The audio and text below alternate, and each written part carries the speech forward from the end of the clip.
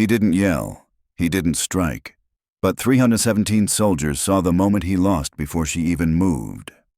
Redstone Forge was the kind of base where tradition clung to the air like gunpowder, unmistakable, stubborn, and impossible to wash off. It was known for turning out hardened warfighters, steel-spined commanders, and ghosts who never quite left the field even when the war was over. It was the kind of place where orders weren't questioned, and power flowed downward like a steel chain.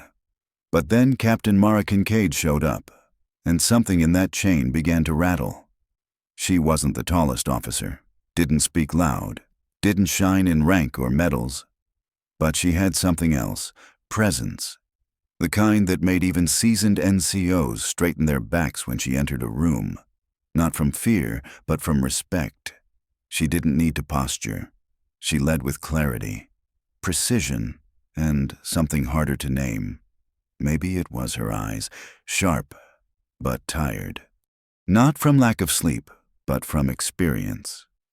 She was 32, a combat leader. 1 tour in Syria, 2 in Kandahar, a Purple Heart she never mentioned, and more lives saved than she could count. She never bragged, never reminded people what she'd seen. That wasn't her. The daughter of a Marine drill instructor and a teacher who made her memorize Marcus Aurelius before algebra. Mara grew up with 2 rules: do the job or don't wear the boots, and speak with steel, never volume. She joined the army not for legacy, but to earn something no one could hand her. She trained harder than anyone, stayed later, learned every doctrine, not just tactics and theory, but how command worked and where the shadows fell. By the time she arrived at Redstone Forge, she'd already earned quiet admiration from those who valued competence over charisma. But admiration didn't protect her from what was coming, because Colonel Everett Rourke had run Redstone like a private empire for 6 years. Decorated, connected, feared. He called it command presence. Others just called it bullying. In his 50s, ice in his voice, polished boots that never saw dirt, and eyes that didn't blink, just measured. When Mara met him at officer orientation, he barely looked up. Another soft promotion. He muttered, just loud enough for her to hear. She didn't flinch, didn't reply. She just held his stare, a second too long. And just like that, the war started. Not with orders, not with shouting, but with precision strikes, briefings where he cut her off mid-sentence, training memos she'd write only for him to reissue them under his name. Red pen over every page, overthinking, stick to basics. It wasn't critique, it was erosion. And Mara, she didn't push back, not yet. Because in places like Redstone, you don't fight early, you fight right. During that week's officer briefing, the tension finally breached the surface. Captain Mara Kincaid delivered her usual sit-rep crisp, precise. Every word backed by intel. She highlighted 3 inconsistencies in a supply drop near the southern perimeter. Nothing dramatic, just facts. Colonel Everett Rourke didn't even let her finish. A lazy wave of the hand. A sigh that sliced deeper than any insult. We'll stick to the standard process. I'm not here for micromanagement from junior officers. The silence that followed deafening. She wasn't a junior officer. She was a captain, and in the command chain. She was next in line if anything ever happened to him. The comment wasn't ignorance. It was a warning shot. Mara didn't react. Not outwardly. She nodded once and sat down. Across the room, officers shifted in their seats. Some looking away, others looking straight at her, then quickly back to their notes. No one spoke. Later, in the mess hall, she passed a table of lieutenants. One whispered to the other, "He's gunning for her." "Watch your back, Kincaid." She didn't flinch. She filed it away like a mission briefing target escalating. "Maintain posture. Do not retreat." 2 days later, it came. A surprise endurance trial, full gear. Unannounced. Run, carry, react. All under a sun that didn't forgive. Only her unit was called up. Rourke didn't even bother hiding it. He wanted them cracked, humiliated. He wanted her failure public, on tape, undeniable. But he made one mistake. He underestimated the people behind her. Because Mara didn't demand respect, she earned it. She trained with them, bled with them, never issued an order she wouldn't follow herself. That afternoon, her team stood at the line, Kevlar heavy, sweat-stinging eyes. She walked up helmet clipped, rifle slung, a 19-year-old private, barely grown into the uniform, turned to her. "You don't have to do this with us, ma'am." Mara looked at him steady, even, and said, "If they want to see me break, they'll have to watch me run first." They didn't just finish the circuit. They won it. Every single one of them. From the tower above. Rourke watched with clenched lips and a clipboard he looked ready to snap in half. That night, Mara found a note slid into her locker. No name, just 5 words. He's losing face. Be ready. By the end of the week. Rourke shifted tactics. No more public strikes. Now it was paper cuts in the dark. Supply delays, canceled drills, denied promotions. And worst of all, he began bypassing her entirely, giving orders straight to her troops, to outsiders. It looked like paperwork noise, but Mara knew better. These were precision strikes aimed not at her rank, but at her authority. One evening, while reviewing reports in the motor pool, Staff Sergeant Holt McCready approached. Big man, quiet voice. 15 years in, we see what he's doing. "Ma'am, we talk." "We're behind you." She nodded, voice steady. "That's not always enough." He paused, then said, "He's not poking the bear anymore. He's winding up." She nodded again. "Then let's be ready when he swings." And 3 days later, he did. During a live-fire maneuver in front of 317 soldiers, Mara issued a correction, a simple field reposition, completely standard, but from the sideline. Rourke's voice cracked across the field like thunder. "Captain Kincaid, who gave you the authority to override my formation?" She turned. "Calm, sir. I observed a vulnerability on the left flank and took initiative per protocol. That's not your call to make," he roared. Marching toward her, soldiers froze, eyebrows raised. The air changed, and then he stepped into her space, closer than regulation allowed. Breath on her face, hand rising, not fast, not yet striking, but rising. His hand wasn't down yet, but it was up, unmistakably raised, and on a military field, in front of 317 soldiers. That gesture meant everything. It was a threat, a warning, a declaration of power. But more than that, it was a mistake. Because Captain Mara Kincaid had spent her entire career learning to recognize danger. Not just the kind that wears a uniform, but the kind that hides behind one. She didn't move. Not yet.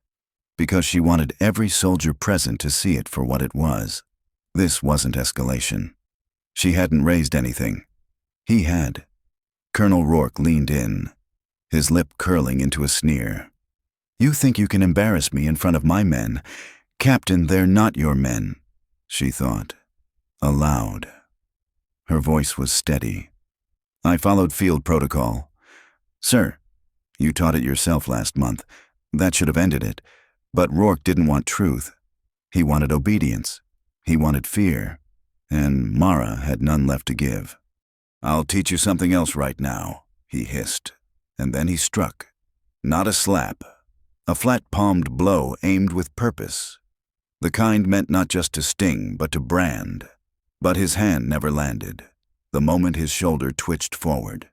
Her training took over, and everything slowed down. Years of Krav Maga, close-quarters combat, live capture drills. Every lesson burned into reflex.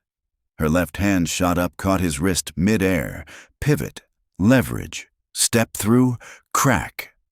The sound echoed across the drill field like a live round. 317 soldiers flinched, some in shock, others by instinct. Rourke dropped to one knee, his mouth frozen open, a sharp breath stuck in his chest. His right arm dangled bent in a way that arms should never bend.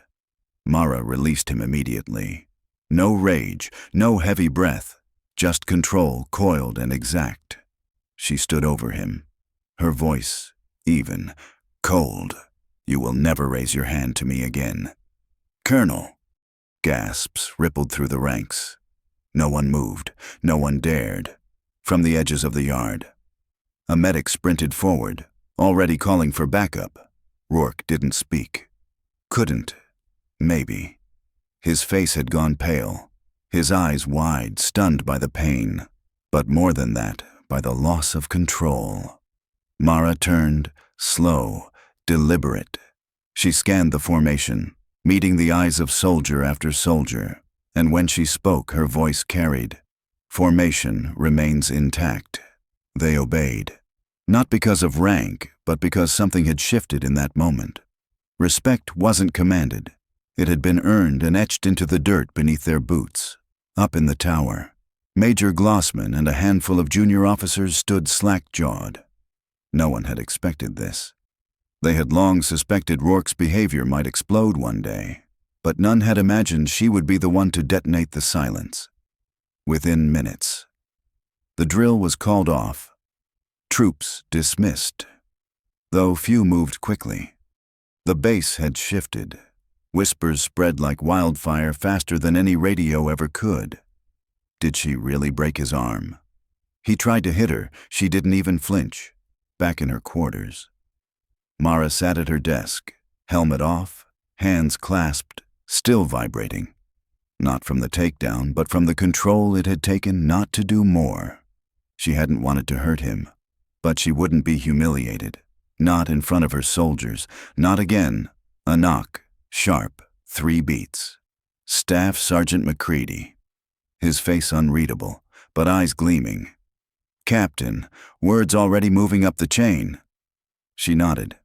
"I figured." He looked past her into the stillness of the room. Then back to her. "You didn't lose anyone today. Ma'am, if anything, you earned more than most do in 20 years. She didn't smile. "Not yet. This won't be the end of it." She said, "No, ma'am." He replied, "It's the beginning." It had never been about rage. It had been about a line, and what happens when someone crosses it, in front of 317 witnesses, as protocol dictated. Captain Mara Kincaid was summoned to the administrative wing. The room was steel, still, and fluorescent cold. Behind the desk sat Colonel Felix Meyer, a regulation man flown in from the Pentagon Square shoulders, clipped sentences, and 0 patience for gray areas. On the screen behind him, 3 versions of the moment played on loop. Drone cam, helmet footage, surveillance tower, same motion, same result. 1 raised hand, 1 takedown. Mara stepped in. He paused the feed. "Have a seat, Captain." She did. Meyer leaned forward, tapping his pen slowly on the table. "Colonel Rourke's radius is fractured. You broke it. He claims you attacked him, publicly in full view of the battalion." She didn't blink. "He raised his hand to strike me." He nodded. "The footage confirms that. But you did use force against a superior officer. That carries weight." Her voice was level. "He attempted an assault. That carries weight too." They sat in silence for a beat, neither side blinking. Truth hung between them like a locked door, unavoidable, undeniable. "Why didn't you de-escalate?" he asked. She didn't hesitate. "I did. I stopped the strike before it landed. Minimum force, maximum control." Meyer exhaled, leaned back, and tapped the screen again. "You should prepare for a formal hearing," he said, "but something's unusual." He slid a hand toward a growing stack of printed emails. "Since the incident, I've received over 30 unsolicited statements. Short, long, anonymous, signed. All say the same thing." He met her eyes. "They say this wasn't about impulse. It was about restraint. That you didn't act out of ego, but out of principle. And if it had been anyone else standing where you were, there would have been blood." Mara looked at him, flat, focused. There almost was. He handed her a temporary suspension. No cuffs, no reprimand. Just the sound of the paper sliding across steel. Outside, soldiers stood in quiet clusters. They didn't salute, but they didn't look away either. There was no judgment, only something else. Recognition and respect. Staff Sergeant McCready met her near the walkway. "They taking you off the line?" She nodded. "Until they decide if stopping an assault is still punishable." He glanced back at the field. This base needed a reckoning. You just lit the fuse. Nearby, a cluster of privates huddled under the barracks awning. One of them Private Lorne. Eyes wide, voice quiet, whispered as she passed. She didn't flinch. That night, Mara didn't eat, didn't read, didn't touch her boots. She sat on the edge of her cot, staring at her hands, not shaking, not sorry, just still. At sunrise, Redstone Forge didn't feel like Redstone Forge anymore. Orders were quieter, glances longer. Even the air was different, sharper, like it had heard something the night before. Outside her door, taped up without a name, was a rough pencil sketch. A soldier stood tall. Behind her, a shadow loomed, its hand raised. But the soldier didn't flinch, didn't look back. Above the drawing were just 5 words. Strength isn't loud, it just doesn't move. And that morning, Redstone became something else, a base full of whispers, slowly turning into voices. It wasn't the broken arm that scared them. It was the silence shattered, and what came rushing in to fill it. By morning, a new figure stepped onto Redstone Forge, Brigadier General Curtis Layden, boots polished to a mirror. Face unreadable. Sent straight from Army HQ. His job contained the fallout, but the fire was already out of the box. He called a closed-door session with General Huxley and the legal counsel. The orders were sharp. Control the narrative. Calm the ranks. Keep Redstone out of headlines. But it was too late. Military forums were already lit. A phrase was trending on vet networks. The snap heard round the base. Anonymous sources, likely junior officers, leaked that the Army's internal probe had already uncovered 30-plus complaints against Colonel Rourke. Some recent, others shelved. A few quietly resolved with transfers. By noon, Rourke was escorted out of the base hospital. No press, no statements, just a lawyer's release. Calling the incident a career assassination and blaming toxic feminism. The backlash was instant. Some whispered support in closed rooms, but others enlisted, and officers alike ripped off their rank tabs and posted them with 6 words: "Protect those who protect each other." That evening, Captain Mara Kincaid was called to General Huxley's office. Waiting there, General Layden. He didn't offer a seat, just a stare. "Captain," he said flatly, "you've made quite a name for yourself." She didn't flinch. "They say." "I didn't ask to." Mara replied. "No," Layden said, stepping closer. "But now journalists are calling. A senator wants answers. Veterans are organizing. And you've become the face of something." He leaned in. "Captains don't lead movements. They follow orders."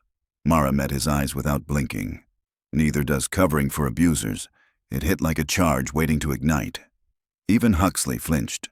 But then, he spoke up. "Sir, with respect, this story is out. We either lead the conversation or get swallowed by it." Layden exhaled hard. "Fine, then we manage it." He turned back to Mara. "You're being reassigned to Westfield Command. Publicly, it's a promotion. Privately, it's a firebreak." Mara raised an eyebrow. "You're not silencing me. You're amplifying me." Layden didn't answer. He just nodded once, then walked out, boots echoing down a hall that no longer feared her steps. They tried to bury the story, but all they did was plant it.